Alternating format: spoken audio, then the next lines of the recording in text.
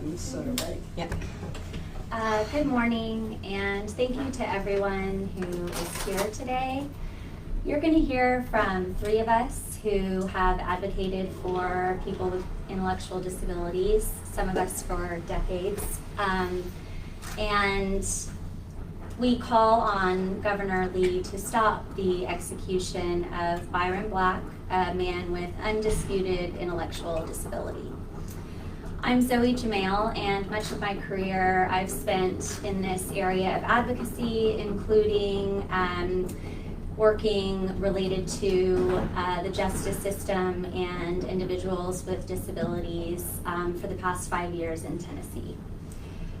Before I speak to the legal principles protecting those with intellectual disability from execution, I want to, on behalf of all of us up here, acknowledge the unbearable pain and heartbreak of the family and friends of Angela Clay and her daughters, Latoya and Lakeisha.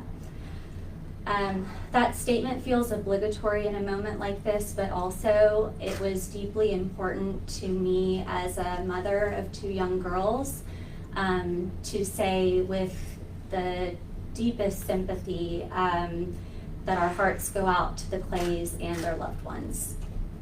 We do not seek to minimize the harm they have experienced by being here today or to cause more harm.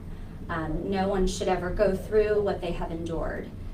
Byron Black has spent decades in prison for the Clays' death, and he will continue to be held accountable for as long as he lives. At the same time, both our state and our nation have made clear that executing those with intellectual disability is prohibited. In its 2002 Atkins decision, the U.S. Supreme Court banned the execution of persons with intellectual disability as cruel and unusual punishment under the Eighth Amendment. In its 2014 Hall decision, the U.S. Supreme Court affirmed its position that the execution of people with intellectual disability violates the Constitution, while also clarifying that adaptive behavior evidence beyond IQ test scores alone must be considered when determining whether an individual has intellectual disability.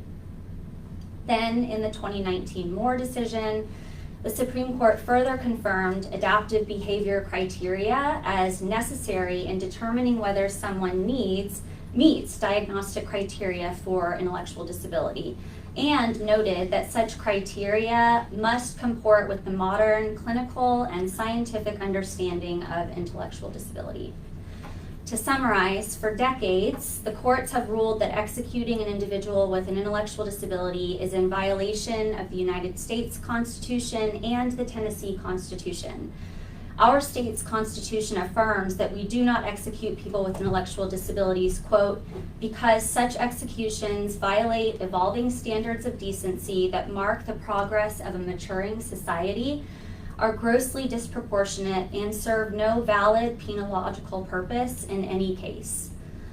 In 2021, the Tennessee General Assembly recognized that Tennessee's standards for determining intellectual disability were inaccurate and did not align with the modern clinical understanding of intellectual disability.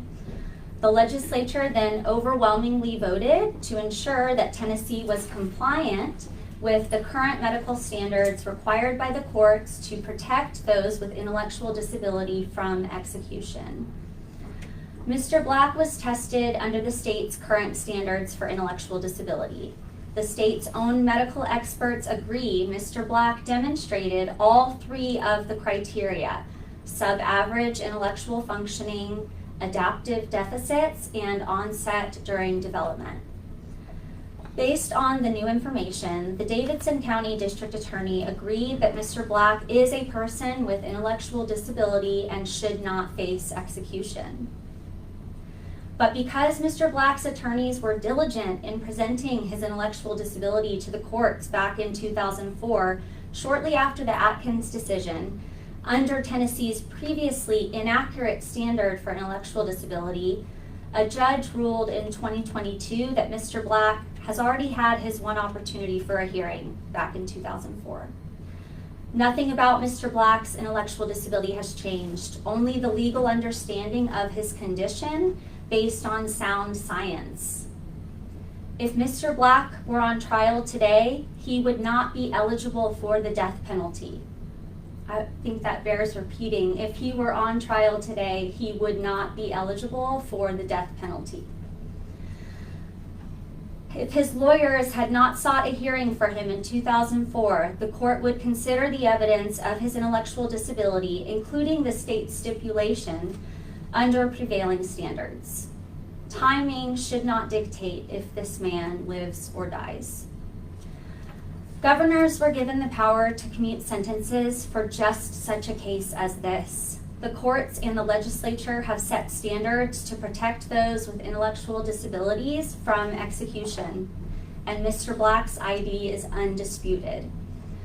If the court will not allow Mr. Black to have a fair hearing based on the medically accurate standards of today, then the governor must intervene and commute his sentence to life to ensure that Tennessee does not execute a man with intellectual disability in contravention of the law, the values of Tennessee, and our common decency. Thank you. I'm going to hand it off to Donna. Thanks, Sarah. I'm going to try not to cough during this. My name is Donna DiStefano. I'm grateful that all of you are here today. Over the past 40 plus years, I've worked as a direct support worker and a teacher of children and adults with disabilities. And also, I've been an advocate for people with disabilities. The experts and the law have established that Mr. Black is unquestionably a person living with an intellectual disability. Throughout his life, Mr. Black's intelligence testing has consistently been in the range of intellectual disability with a Flynn-adjusted IQ scores ranging from 52, 67, 67, and 70. He has adaptive functioning deficits in language, math, money, and self-direction. Neuropsychological testing indicates his math abilities fall in the second percentile of reading and in the fourth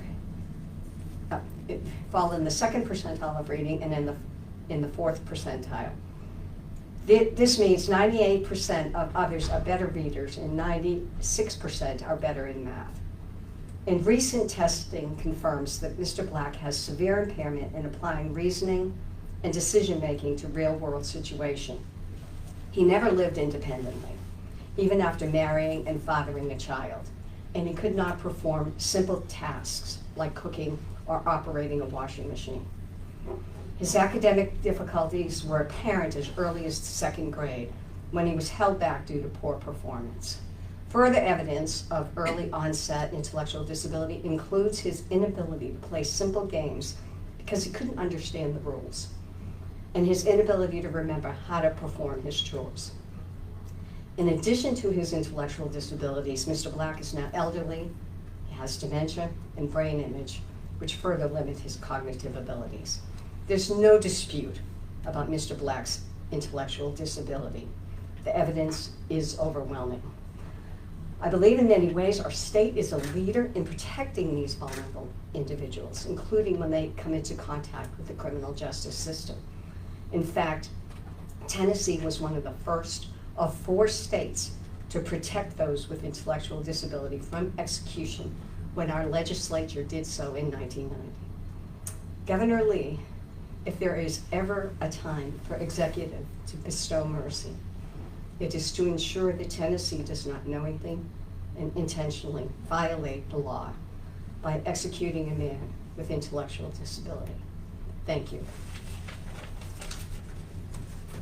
And I'm turning it over to Sarah Sampson. Hi, I'm Sarah Sampson, and I'm the Executive Director of the Tennessee Disability Coalition. We are an alliance of individuals and organizations joined to promote the full and equal participation of Tennesseans with disabilities in all aspects of life.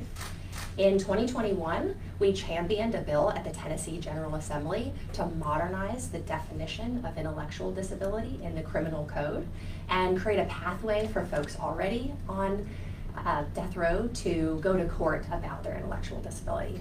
We are grateful to the 112th General Assembly that passed that law, and it's why I'm here today. The Tennessee Disability Coalition has joined with the ARC Tennessee and Disability Rights Tennessee, who also serve Tennesseans with intellectual disability, to sign on to a letter to Governor Lee asking him to commute Byron Black's sentence to life because of the legislation in place and because of the Supreme Court and Tennessee court rulings. I will read a passage of that letter, and it's also available in hard copy on the chair over there and online. From that letter, medical experts, including the state's own medical experts and the law, establish that Mr. Black is a person living with intellectual disability. If he was tried today, he would not be eligible for the death penalty. We extend our deepest sympathies to the victims of his crimes and their friends and families, and we do not absolve him of this crime. We are here about the law that is in place today, and it is based on that we are asking Governor Lee to commute Byron Black's sentence. We're asking Governor Lee to reaffirm that Tennessee does not execute citizens with disabilities, intellectual disabilities. Thank you.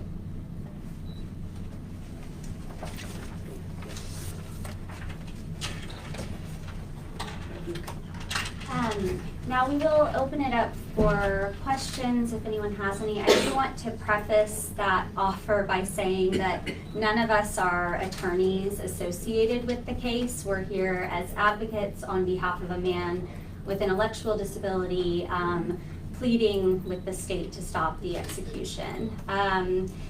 We also, as community members and residents of Tennessee, we want to live in a state that prioritizes the humane and dignified treatment of people with disabilities. And really the state has done everything in its power up to this point to pursue those values and to demonstrate its intent to avoid execution of people with intellectual disabilities. Unfortunately, we've hit a procedural hiccup. But thankfully, the governor has the ability to remedy that hiccup with his commutation power. So I say all that and open up for questions if there are any.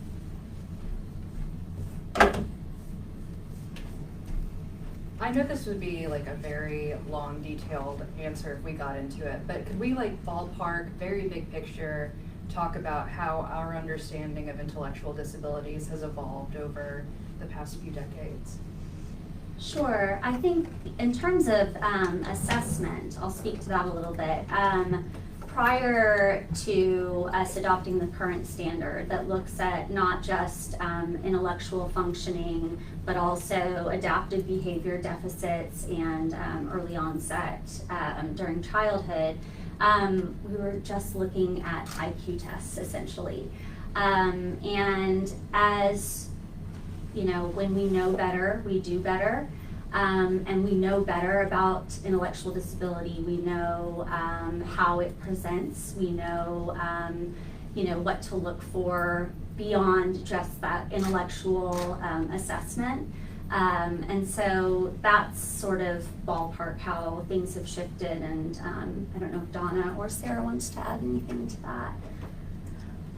I'll just do one. I mean, basically, over the years, because people with disabilities and people with intellectual disabilities have been treated as non-entities. So when you're treated as a non-entity, you're not really looked at.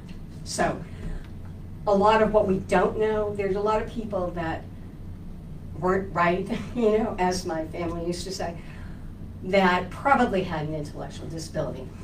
Over the years, we began to learn how to make assessments on people and to do that better over time and to become better experts at the testing. We have done that, we're continuing to do that, so things evolve, over time. And what we knew way back and what we know now are very different. And just the IQ score alone, I mean, you know that there's been so many issues about just IQs in general. So that's one factor. So put that as one factor, but then the whole adaptive behavior and adaptive functioning, the fact that people may not know how to operate a washing machine, may not be able to understand the rules of the game. Those kinds of things get pulled in as part of the assessment and are treated as part of the overall and more holistically. I hope that helps to explain it. I think so, thank you very much. Anything else? What would be your message to Governor Bildy if he's to watch one of our stories? I think the message would be that Tennessee has made it clear that we don't execute individuals with intellectual disability.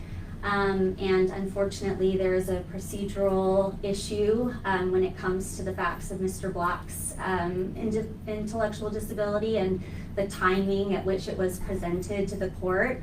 And so our message would be that he really has an opportunity to make things right here and to use that commutation power in the very sense that it was intended.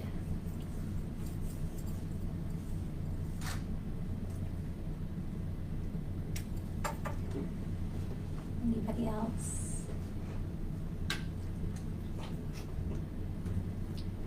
Okay. Okay. That's it. Thank you all for Thank you. coming. Thank We you. appreciate it.